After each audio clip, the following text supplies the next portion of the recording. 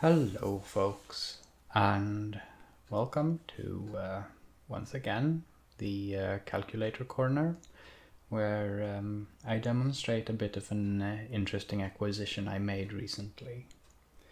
The machine we're currently looking at is a fully automatic electronic Monro 8N213 model.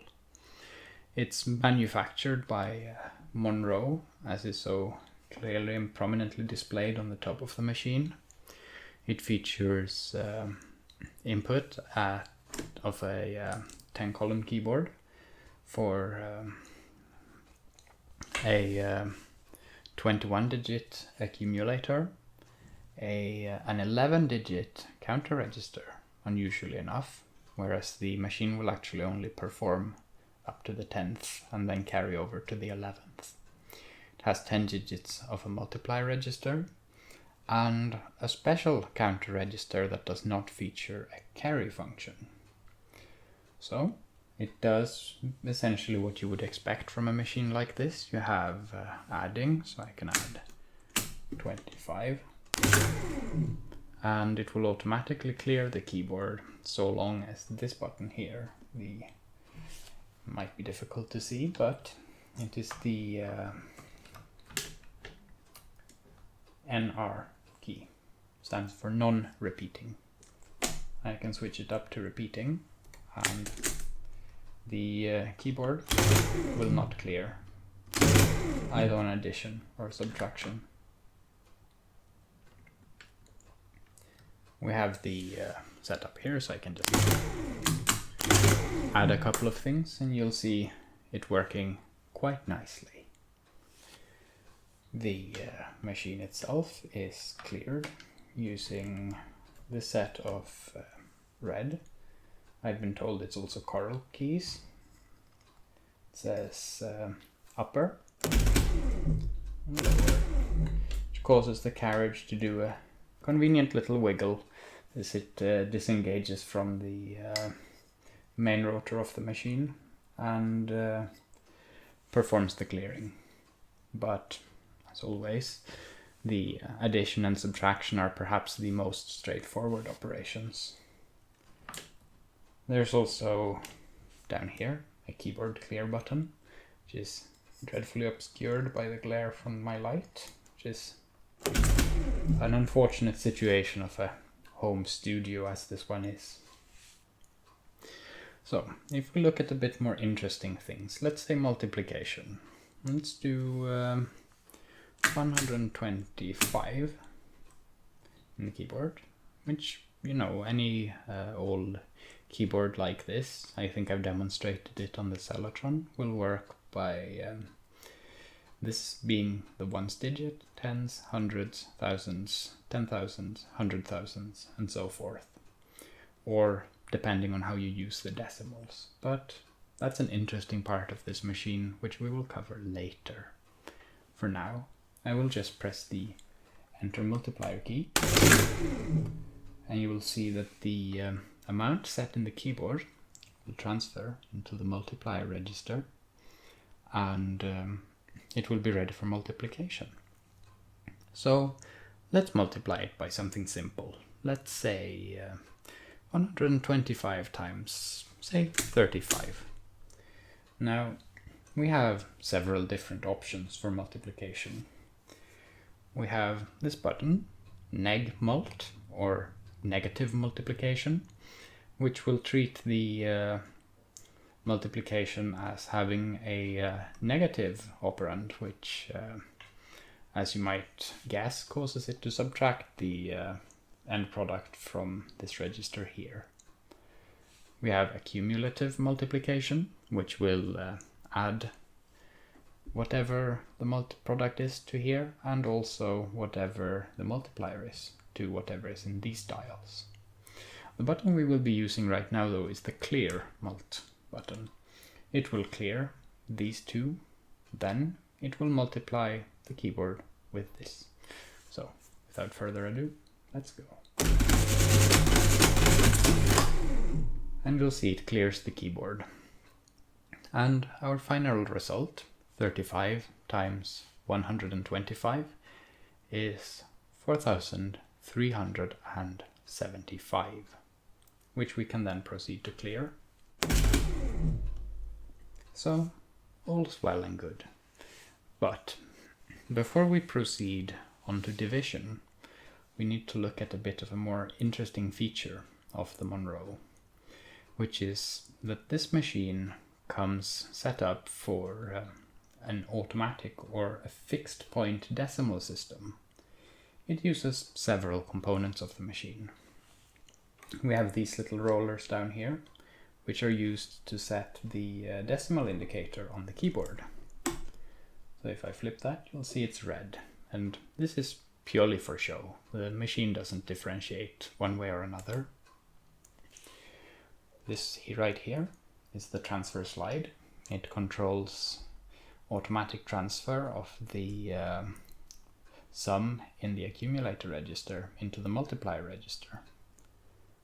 So I move that here, and I will demonstrate this very shortly. Finally, the point up here in the accumulator, the counter register, should be the same as the keyboard. In this case, 3 decimals. And finally, what sets the machine up for the automatic decimals are these buttons here. If I press one of these buttons, it will set a point to which the machine will attempt to tabulate. So if I hold the carriage shift right key, and you'll see it travels to the depressed tabulation spot, and it stops. And of course I can make it carry on all the way.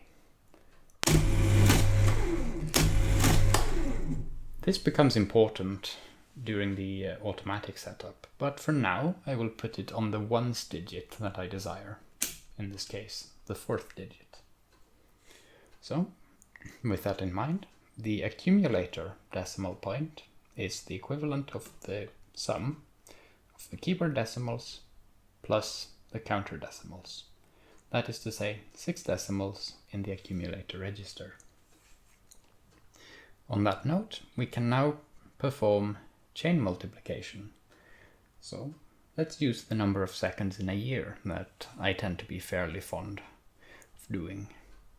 So I will just set these up to separate each 3 of the whole number, and set it to 6. And then I will do a little trick. This machine has automatic squaring. If I press enter multiplier and release it, it's going to move the keyboard value into the multiplier register and clear the keyboard. If I instead press it and hold it down, you'll find it moved it but did not actually clear the keyboard. So now if I press clear mult, it will multiply 60 times 60, which is the number of seconds in an hour, which gives us 3,600. 60 was one of the products, and the keyboard automatically cleared. This is a changeable setting. It's done by this lever here, auto KB clear. Move it to the right, it won't clear the keyboard. To the left, it won't be as nice, depending on what you want. That being said, I'm going to zoom in a bit now so that it's easier to see what I'm doing with the carriage, since that's where most of the action will take place. So what I'm going to do is now I'm going to use the automatic multiplier transfer lever, which is what the transfer slide does. It blocks it at the correct position. Then I press clear mult, and you'll see 3,600 has been transferred into the multiplier register. Next up, I'm going to multiply this by 24, which is, as you most likely know, the number of hours in a day. And I press clear mult again.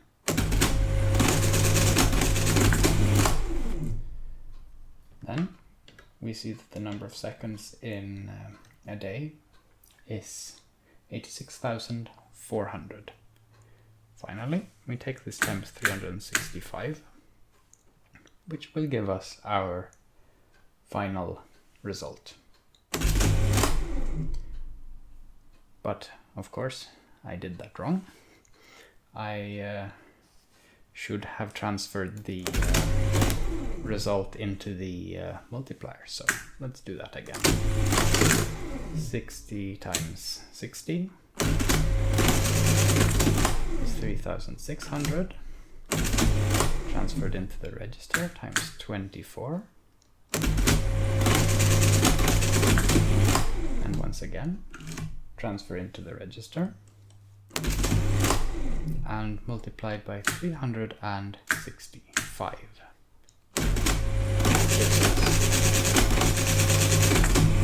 Our final answer of 31,536,000 seconds in a year. And on that note, we clear the upper dials, clear the lower dials, and so we are set up for the final problem, which is division. Now, what the machine will do, which is easier demonstrated if I actually start by shifting the carriage all the way to the right. So, well, to the leftmost position, I should say, but the ones should be all the way to the right. I do get those mixed up. Now, if I input 355, which is the dividend in the traditional division for pi problem, and then I press the enter dividend key, the machine will align the decimal point on the keyboard with the decimal point we previously set with the top buttons on the carriage, like so. It will also automatically clear the counter register. So let's see that again. 355, enter dividend. Then we do a division where I set the divisor in the keyboard, 113, and I press the division button, which will cause the machine to tabulate to the far, or shift the carriage as far to the right as it can, and then attempt to find the quotient of these two numbers. So let's watch.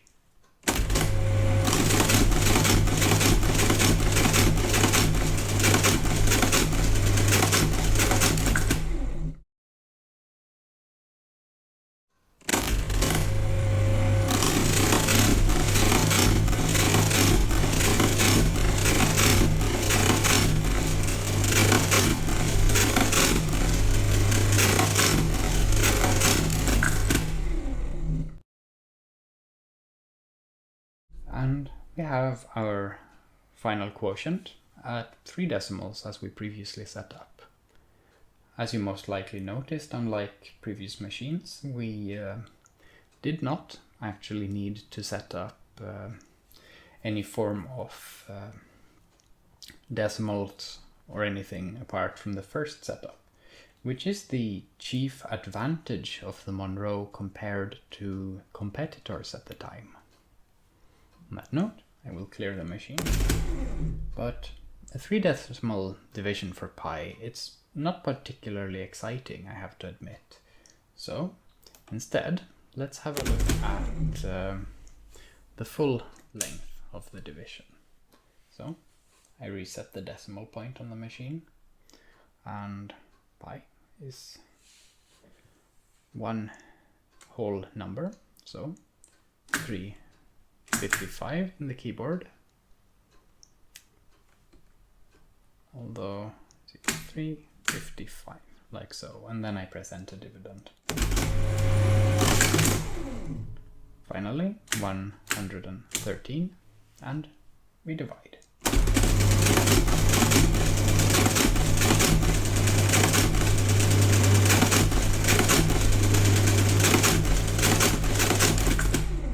There we go.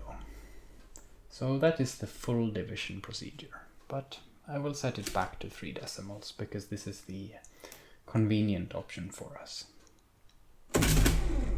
Now we have a couple of levers that are as of yet unexplained. Let me shift the carriage a bit to the right. Bring that into view. We have this lever here. This handles locking of clearance of the counter register, but only the rightmost part. The leftmost is completely decoupled from that mechanism. Essentially, if I add something, 1, 2, 3, plus, you'll see there's a 1 there. If I push this down and I press upper clear, watch what happens to the left one that is currently right here and compare to the right one. Very little to the right one, but the left one is gone. If I now were to raise the lever instead and clear, gone. This is very similar to what is applied on the accumulator itself. So if I just set a number and I switch repeat to on for my convenience and I add that, you'll see there are several numbers, including a remainder. Now, if I switch both down and I clear, you'll see nothing happens. I switch the left one up. It unlocks the left part of the accumulator register. So I should probably also press the lower key to clear that. And you'll see that only half the register was cleared. Likewise, if I flip both up again, clear, re-add, and I flick the rightmost one down and clear the lower one, you'll see that left part cleared, right part not so much. Flip both up, both clear. Very simple and useful in some of the more complex cases of mathematics. Now that almost covers most of the features of the machine, although there are still a few left. Most interesting being this lever here. This is the multiply by constant lever. It's familiar on some older digital calculators and also known as the repetition lever on the Freedom. I tend to use it to convert dollar amounts into Swedish krona. So if I take the exchange rate 851 and I enter that as the multiplier, you'll see it automatically aligned itself with the decimal on the keyboard. And if I switch this down and then multiply by something,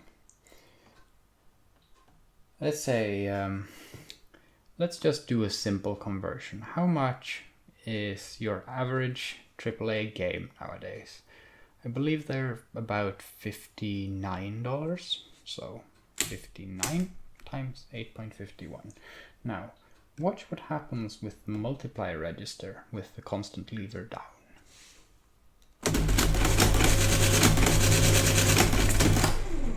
You see that the digits or the numbers here, they're consumed when it does the multiplication, but they're immediately returned as though by magic. And we find that the cost of a AAA game nowadays is 502.09 Swedish krona. In order to clear the multiplier, just switch this up prior to doing the last multiplication, and we can work out what your average, well, sort of cheapy game is at $19, because why not? And once again, clear mult.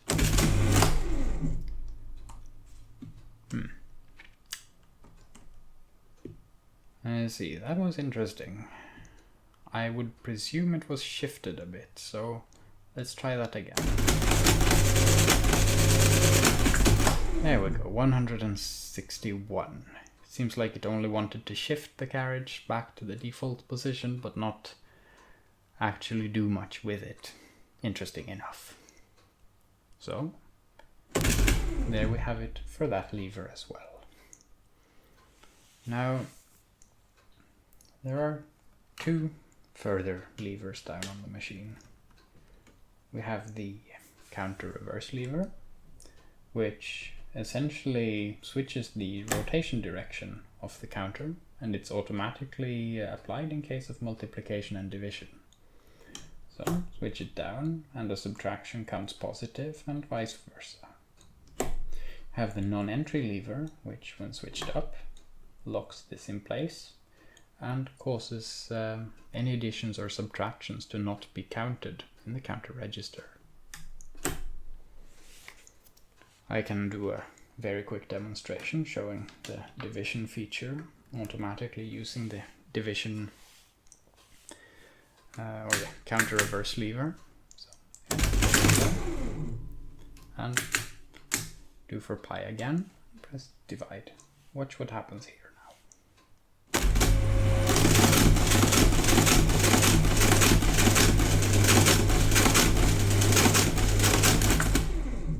That's the interesting part with the user interface of these machines, is that it's very tightly coupled to what the machine is actually doing at any given time. Finally, a few honorable mentions. The lock lever. Switch it down and the machine won't automatically adjust the position of this lever when dividing or multiplying. This is apparently useful in some cases. We have the dividend line lever. If switched down, the machine will not automatically shift the carriage when attempting to enter, or well, is it on dividend entering? No, but the machine will not attempt to align with the leftmost part of the carriage, as you can see now. This quite significantly speeds up the division, but requires a bit more of knowledge of what you're doing. So it can be a dual-edged sword.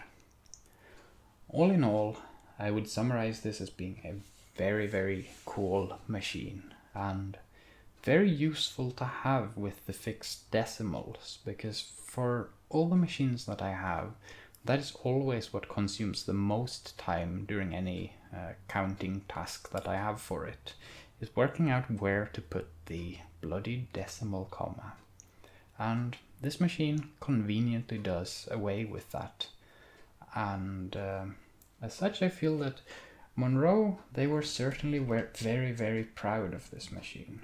It would cost the rough equivalent of a car when it was released, and it certainly shows with the massive brag tag they put on the top of it that they weren't ashamed that this was their handiwork. And frankly, as having used this machine for quite a while, I definitely believe they deserve that pride. On that note, I hope you've enjoyed, and I see that we've been, or that I've been nattering away for quite some time. Hope you found it interesting, and hope you have a pleasant day, afternoon, evening, or possibly even morning, depending on where you are. Thank you very much for watching.